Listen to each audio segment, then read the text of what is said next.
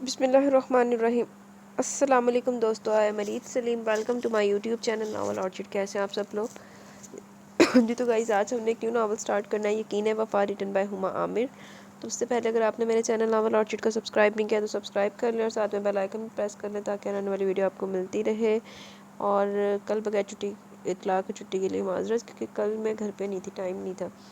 اور آج بھی بہت لیٹ ہو گیا کیونکہ آج ہماری صبح سے ہمارا ٹرانسفارمر جل گیا تھا، جس وجہ سے نو لائٹ، نو وائی فائی، نو فون چارجنگ تے رات نو تے نو واٹر۔ آج تفتاری بھی نیرے میں کی ہے، تاری بھی، کھانا بھی، سارا کچھ نیرے میں کیا۔ بس یہی تھا کہ سحری بھی نیرے میں نہ ہو جائے، موبائل ٹارچ میں کیا سارا کچھ، لیکن شکر اللہ کا بھی آ گئی ہے، اللہ خیر کرے۔ تو آئیں پڑھتے ہیں یقین وفا، ریٹن بائی ہما عامر۔ اب تو میرا دل بھی ہونے والے جیجو سے ملنے کے لیے مچل رہا ہے، سجل کی زبانی عزت کی تعریفیں سن کر اشال نے اشتیاق سے بھرپور لہجے میں کہا۔ ایزی بہت گڈ لکنگ اور ویل مینرڈ ہے، سجل نے مزید کہا۔ وہ تو ہونا ہی ہے، تائی جی نے منتخب کیا۔ ہونے والے داماد کو سونے پر سہاگا موصوف بیرون ملک سے MBA کی ڈگری لے کر لوٹے ہیں۔ اشال بنا دیکھے عزت افریدی سے متاثر ہو گئی تھی، جبکہ سجل مسلسل مسکرا رہی تھی۔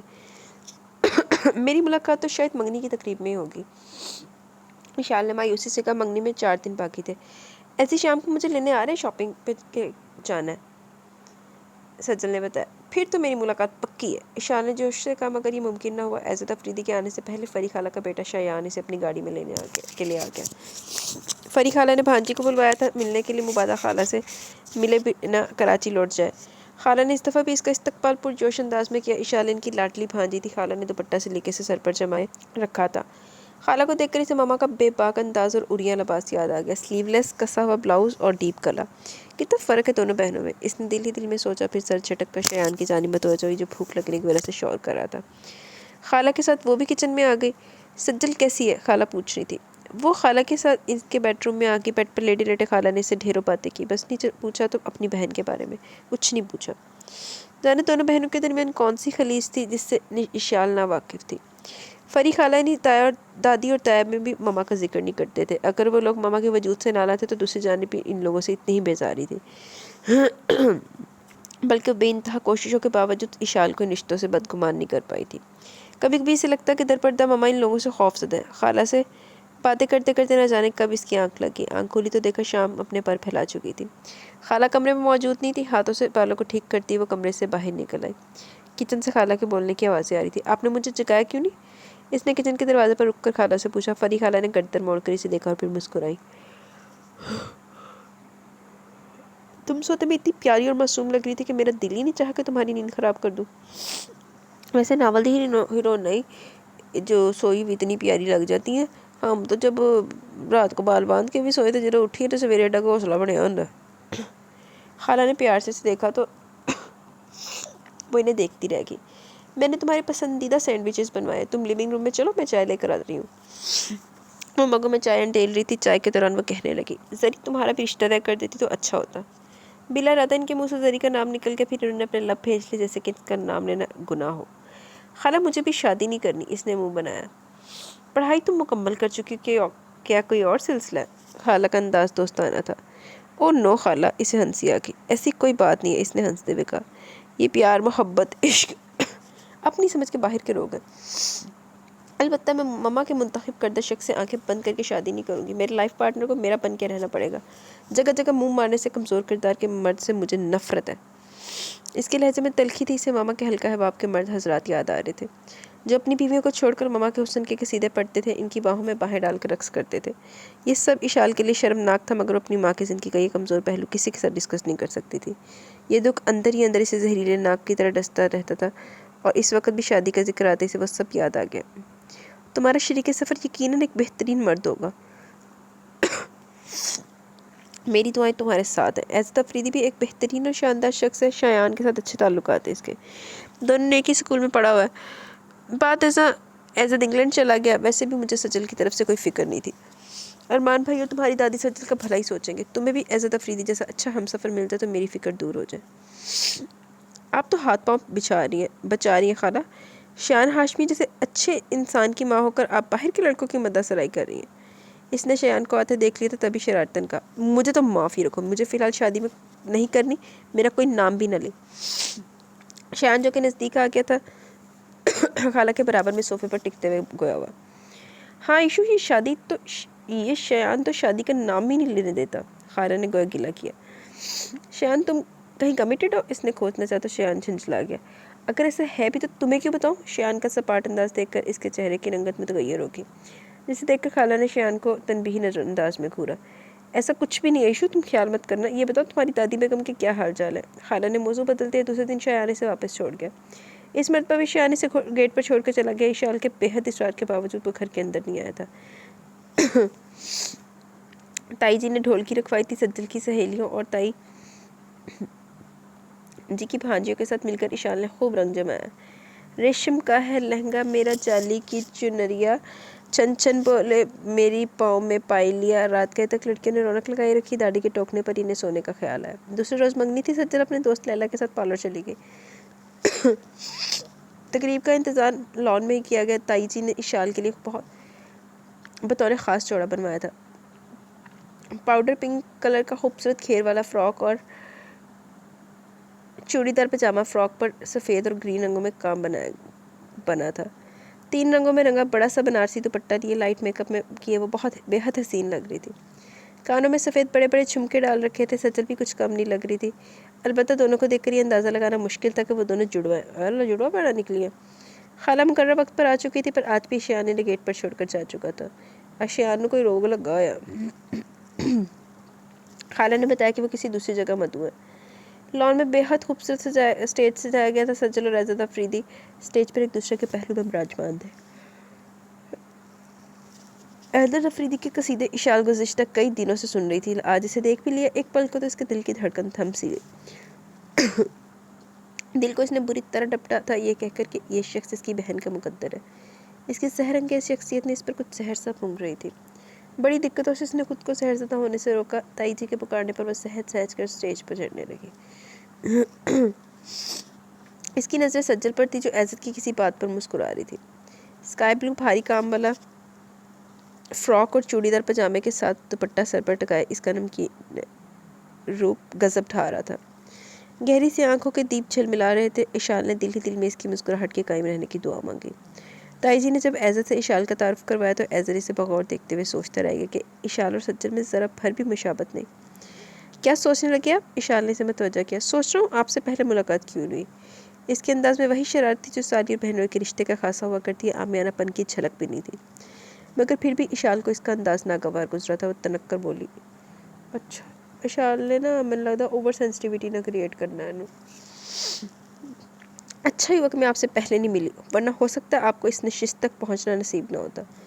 اس کا انداز سجل کو کھلا تھا، تبھی اس نے اپنا پیر شال کے پیر پر مار کر اسے فضول بولنے سے روکا۔ بہت خوب، عزت نے اس کے انداز کو انجوائے کیا تھا۔ یہ تو طے تھا کہ اشال اور سجل ایک دوسرے سے بہت مختلف تھی۔ عزت پھر سے سجل کی طرف متوجہ ہو چکا تھا جو کہ اس سے مہنور کے بارے میں پوچھ رہی تھی۔ مہنور جو کہ عزت کی چھوٹی بہن تھی، آسٹریلیا میں زیر تعلیم تھی۔ عزت ایک مضبوط کردار کا نوجوان تھا اور کافی حد تک انا پسند بھی تھا۔ سجل سے اس کا رشتہ اس کے والد کی پسند پر طے ہوا تھا۔ اس کے والد فرید افریدی اور ارمان احمد کے درمیان گہری دوستی تھی، اور وہ یہ دوستی تعلیمی دور میں پروان چڑھی تھی، اور اس دوستی میں آفتاب احمد کا بھی پورا حصہ تھا۔ آفتاب احمد کے انتقال کے بعد بھی ارمان احمد اور فرید افریدی کے درمیان مراسم پہلے سے ہی رہے تھے، اور اسی تعلق کو مضبوط کرنے کے لیے عزت اور سجل کے درمیان رشتہ جوڑا گیا، بلکہ وہ تو نکاح کروانا چاہ رہے تھے، مگر ارمان احمد کو اعتراض تھا کہ تائی جی کا انتخاب سجل کے لیے موزوں نہیں ہے۔ رات کے تقریب اختتام پذیر ہو گئی۔ سمجھ ہی نہیں آیا، تائی ارمان احمد مجھے اعتراض بھی سی انتخاب موضوع نے دفعہ کیتا کیوں کو من کری جی پہ گئی۔ ارمان احمد اور آفتاب دو ہی بھائی تھے، پر دونوں کا ذہنی رجحان مختلف تھا۔ ارمان احمد درس تدریس کے شعبے سے وابستہ تھے اور گورنمنٹ کالج میں لیکچرار تھے، جبکہ آفتاب احمد نے محدود سرمایہ سے بزنس شروع کر دیا جو کہ دن بدن ترقی کی منزلیں طے کر رہا تھا۔ ارمان احمد نے والدہ کی خواہش کو مقدم رکھتے ہوئے اپنی خالہ زاد کو زندگی میں شامل کر لیا۔ آفتاب احمد نے یہاں بھی منمانی کی اور اپنی پسند سے زرینہ سے شادی کر کے اسے اماں کے سامنے لا کھڑا کیا۔ زرینہ ایک روشن خیال لڑکی تھی۔ امنا بیگم بیٹے کے اس عمل سے حد درجہ دل برداشت ہوئی۔ زرینہ کا کھلا ڈلا انداز انہیں سخت ناگوار گزرتا تھا۔ انہیں یقین ہو گیا کہ بیٹا ہاتھ سے نکل چکا ہے۔ کاش جب وہ بزنس کے سلسلے میں کراچی گیا تھا تب وہ اسے اکیلا نہ جانے دیتی یا خود اس کے ساتھ چلی جاتی یا پھر اس کی شادی کر کے بیوی کو اس کے ساتھ بھیجتی، لیکن اب وقت ہاتھ سے نکل چکا تھا۔ اب صبر کے سوا کوئی چارہ نہیں تھا۔ چند روز رہ کر آفتاب اپنی نئی نویلی دلہن کو لے کر کراچی لوٹ گئے۔ وقت اپنی رفتار سے آگے بڑھ رہا تھا۔ شادی کے چند مہینوں بعد ہی آفتاب کو احساس ہوگا کہ انہوں نے زرینہ کو زندگی میں شامل کر کے کتنی سنگین غلطی کر دی ہے۔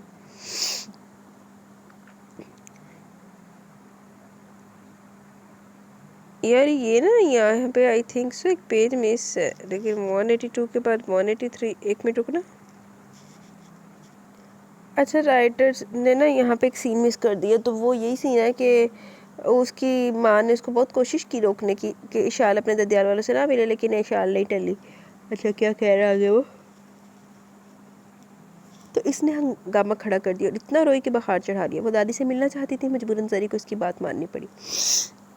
تب سے وہ چھٹیاں دادی کے پاس ہی گزار رہی تھی۔ سجل البتہ کم ہی آتی تھی اور اس بات کا زری کو بہت قلق تھا۔ اب بھی شال منگنی کے بہانے 15 دن کے لیے لاہور پہنچ گئی تھی۔ شال تو بس بننا چاہیے تھا سانو۔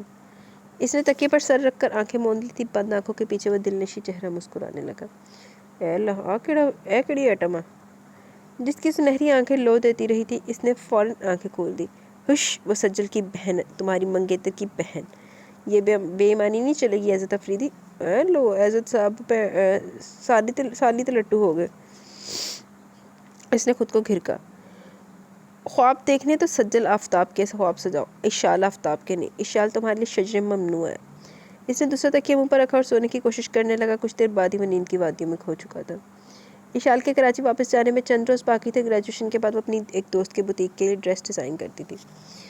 سجل چاہتی تھی کہ وہ مزید کچھ دن رک جائے، لیکن وہ رضامند نہیں تھی۔ وہ بڑی مشکل سے وہ سجل کی ناراضگی دور کر پائی، اور دراصل وہ عزت افریدی کا سامنا نہیں کرنا چاہتی تھی، کیونکہ جانتی تھی کہ جب تک عزت افریدی شہر میں وہ سجل سے ملنے تو آئے گئی، اور یہی وجہ تھی وہ جلد واپس جانا چاہتی تھی۔ اگر تم نہیں رکنا چاہتی تو میں مجبور نہیں کروں گی، لیکن تمہیں میرے ساتھ شاپنگ کے لیے جانا پڑے گا۔ میں تمہیں شاپنگ کروانا چاہتی ہوں۔ یہ الفاظ تائی جی نے اس وقت ادا کیا جب انہیں پتہ چلا کہ اشال اب رکنے والی نہیں ہے۔ تائی جی کے الفاظ سن کر اشال اور سجل دونوں ہی پرجوش ہو گئی۔ دادی کو بتا کر کہ وہ تینوں گھر میں موجود گاڑی میں روانہ ہوئی۔ گاڑی اشال ڈرائیو کر رہی تھی۔ تائی جی گول گپے بھی کھائیں گے، اشال نے چٹکارا لیتے ہوئے کہا۔ اور چاٹ بھی، سجل نے بھی اس کا بھرپور ساتھ دیا، جبکہ رابعہ مسلسل مسکرا رہی تھی۔ شاپنگ مال سے تائی جی نے اس کے لیے سوٹ اور ایک سویٹر خریدا، جبکہ سجل نے اس کے لیے خوبصورت سی چوڑیاں خریدی۔ ویسی چوڑیاں اس نے سجل کو دلوائی تھی۔ تائی جی اب دادی کے لیے شال لے رہی تھی، کیونکہ سردیوں کی آمد تھی۔ سجل بھی اپنے لیے کارڈیگن دیکھ رہی تھی، جبکہ وہ پرفیومز والے سیکشن میں آ گئی اور پرفیومز چیک کرنے لگی۔ تبھی سے خود پر کسی کی نظروں کی تپش محسوس ہوئی۔ آ گیا تیرا دیوانہ۔ تو وہ چونکی، اس نے سامنے لگے دیوار کے شیشے میں دیکھا تو اسے عزت افریدی کا عکس نظر آیا۔ وہ اس کے پیچھے کچھ فاصلے پر کھڑا گہری نظروں سے اسے دیکھ رہا تھا۔ اس کی بے خبری کا فائدہ اٹھا کر جیسے ہی شال کی نظر اس پر ملی، اس کی آنکھوں کا نرم گرم تاثر اجنبیت میں ڈھل گیا، اور وہ شال سے نظر چٹاتا پرفیوم کی شاپ سے باہر نکل گیا، جبکہ شال کے اندر تک کڑواہٹ کھل گئی۔ جڑیاں جدہ دی تیری عزت افریدی حرکتاں تے شال نے تے تینوں گندا بندہ ہی سمجھنا نا۔ یہ شخص سجل کے لائق نہیں ہے۔ اس نے ہونٹ سکوڑے اور پرفیوم واپس رکھتی مڑی، اور تائی جی اور سجل کو ڈھونڈنے لگی۔ عزت افریدی اسے پھر نظر نہیں آئی، مگر پوری طرح سے عزت افریدی سے بدظن ہو چکی تھی۔ عزت کا اسے دیکھنا اور پھر انجان بن کر گزر جانا اس کا موڈ پوری طرح خراب کر چکا تھا۔ جبھی تو واپسی پہ اسے گول گپوں نے مزہ دیا، اور نہ ہی چاٹ نے چٹکارا لینے دیا پر مجبور کیا۔ رات کے کھانے کے بعد وہ دادی کے بستر میں گھس گئی۔ چند روز اور رک جاتی، دادی نے پیار سے اسے دیکھا۔ نہیں دادی، میری غیر موجودگی میں مما کو گھر آنے کا ہوش بھی نہیں رہتا۔ اس کے لبوں سے بے ساختہ نکلا۔ اس نے فوراً دانتوں تلے زبان دبا لی۔ وہ دادی سے یہ ذکر نہیں کرنا چاہتی تھی، مگر عائشہ وہ اب بھی اپنی روش برقرار ہے۔ جوان بیٹی کا بھی اسے احساس نہیں۔ دادی نے تعصب سے کہا تو وہ پچھتا رہی تھی کہ کیوں اس نے یہ بات بتائی۔ میری گھر میں موجودگی سے اتنا فرق تو پڑتا ہے کہ ان کے دوست گھر پر نہیں آتے۔ اس کی آنکھیں ضبط گریہ سے سرخ ہو رہی تھی۔ اچانک وہ کسی خیال سے چونکی۔ دادی، مجھے عزت افریدی اچھا نہیں لگتا، وہ سجل کے لائق نہیں ہے، اس نے ان کے کان میں گھس کر کہا۔ دماغ درست تو ہے تیرا بچی؟ وہ اتنا سلجھا ہوا بچہ دادی کو ناگوار گزرا تھا۔ سب ڈھکوسلا دادی، اس کا کریکٹر ٹھیک نہیں ہے، وہ ضد تھی۔ ارے تو اتنی سمجھدار کب سے ہوگی کہ ایک ملاقات میں بندے کو پرکھ لے؟ اور پھر وہ ایک اعلیٰ خاندان کا چشمہ چراغا۔ دادی کی سمجھداری پر شک تھا۔ ٹرسٹ ایشوز خاندان کی بات تو آپ نہ ہی کریں۔ کیا مما اعلیٰ خاندان کی فرد نہیں ہے؟ میں نہیں چاہتی کہ سجل کو کوئی دکھ ملے۔ نہ چاہتے ہوئے بھی اس نے اپنی ماں کا حوالہ دیا۔ دادی کی سمجھ میں نہیں آ رہا تھا کہ شال کو کس طرح یقین دلائے کہ عزت افریدی بہترین انتخاب ہے۔ 2 روز بعد وہ دل میں بے پناہ وسوسے سے لیے کراچی لوٹ آئی۔ حسب معمول مما غیر حاضر تھی۔ لیڈی ماریا نے بتایا کہ وہ پارٹی میں گئی ہے، لیٹ نائٹ واپس آئیں گی۔ ماما دے نال ہونی بڑی بھینی اینڈ تے۔ یہ بتائیں بھابھی کیسی لگی آپ کو؟ اسکائپ پر مہنور اس سے مخاطب تھی۔ اچھی ہے، اس نے مسکرا کر بتایا۔ صرف اچھی؟ مہنور نے آنکھیں پٹ پٹائی۔ میرا خیال تھا لالا آپ کہیں گے بہت اچھی لگی بھابھی آپ کو، اس نے کہا۔ بہت اچھی تو مجھے اشال آفتاب ہے، سجل کی بہن، اس نے رک کر کہا۔ آپ کی بات میری سمجھ میں نہیں آئی لالا، آپ کو آپ کی منگیتر سے زیادہ اس کی بہن اچھی لگی تو پھر منگنی بھی اسی سے کر لیتے۔ میں نے منگنی پر اشال کو دیکھا۔ تو اب آپ عمر بھر اپنی بیوی کو دھوکہ دیتے رہیں گے کہ آپ اس سے محبت کرتے ہیں۔ مہنور تلخ ہو گئی، اسے اپنے لالا سے یہ توقع نہیں تھی۔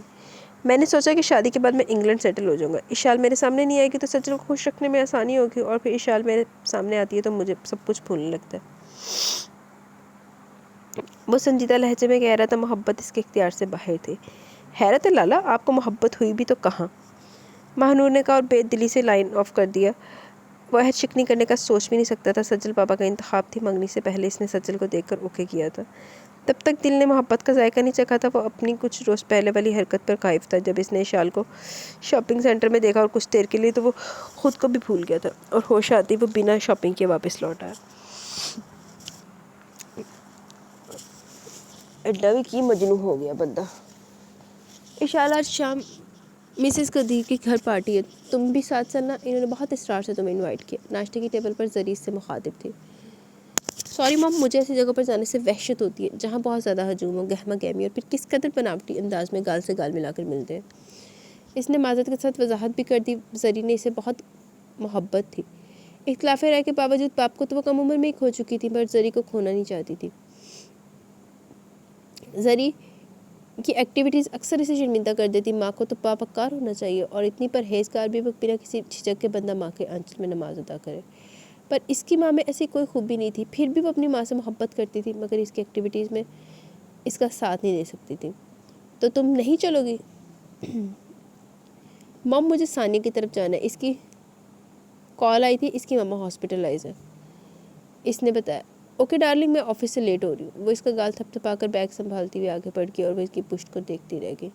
وہ اب بھی اتنی سمارٹ تھی، البتہ سگریٹ نوشی نے ان کے ہونٹوں کو سیاہ کر دیا تھا۔ مطلب دنیا جہان دا سارے گاندے نے مارے ہوئے اس عورتوں نے، ساری جہان دی برائیاں دے وچ۔ یار اچانک آنٹی کو کیا وجہ ہاسپٹلائز کرنا پڑا؟ ہاسپٹل کی راہداری میں ثانیہ کے ساتھ چلتے ہوئے اس نے پوچھا۔ وہ دونوں ہاسپٹل کے لان کی سمت جا رہی تھی۔ ثانیہ کی ماما اس وقت سو رہی تھی، ان کی بہو ان کے پاس تھی۔ پرسوں رات عدنان بھائی نے بحث ہو گئی اسی بات کو لے کر، ان کا بی پی شوٹ کر کے۔ ثانیہ کی آنکھوں میں نمی پھیل گئی۔ وہ بہن بھائیوں میں سب سے چھوٹی تھی اور اپنی والدہ سے نزدیک بھی تھی۔ وہ دونوں لان میں بنی سنگی بینچ پر بیٹھ گئی۔ ہسپتال میں اس وقت کافی چہل پہل تھی، مریضوں اور دیگر افراد کی آمد و رفت جاری تھی۔ اشال اس رخ سے بیٹھی تھی کہ کوریڈور سے باہر آنے والے افراد اس کی نظروں سے سامنے سے گزرتے ہوئے باہر جا رہے تھے۔ ثانیہ بتا رہی تھی کہ بھابھی کی والدہ اپنے بیٹے کا رشتہ اس کے لیے لانا چاہ رہی تھی۔ امی رضامند نہیں تھی کیونکہ وہ شخص پہلے ایک بیوی کو نپٹا چکا تھا۔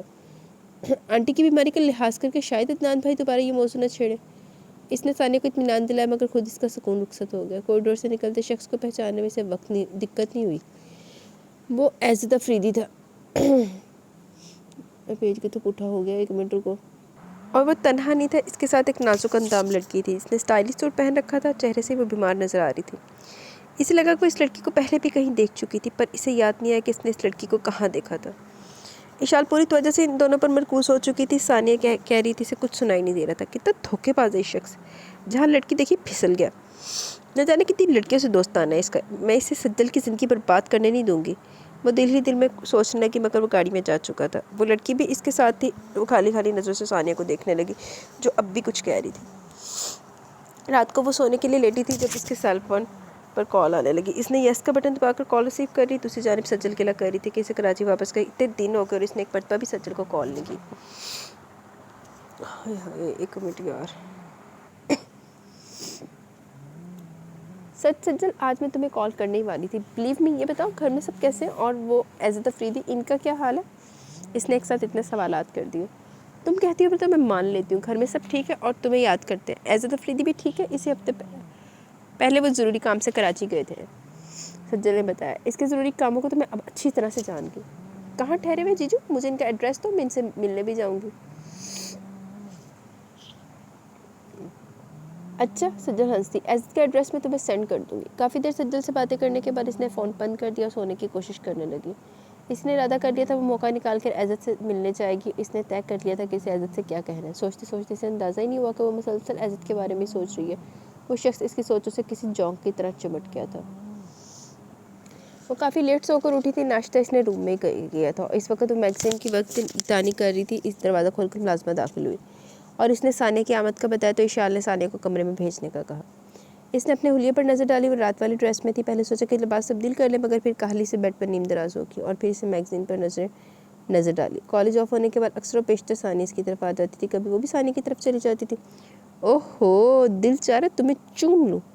सानिया ने कमरे में दाखिल होने के बाद इसका जायज़ा लिया और फिर लोफराना अंदाज में इख्तियार किया, जिस पर इशाल झैम की। बकवास बंद करो, बहुत बोलने लगी हो।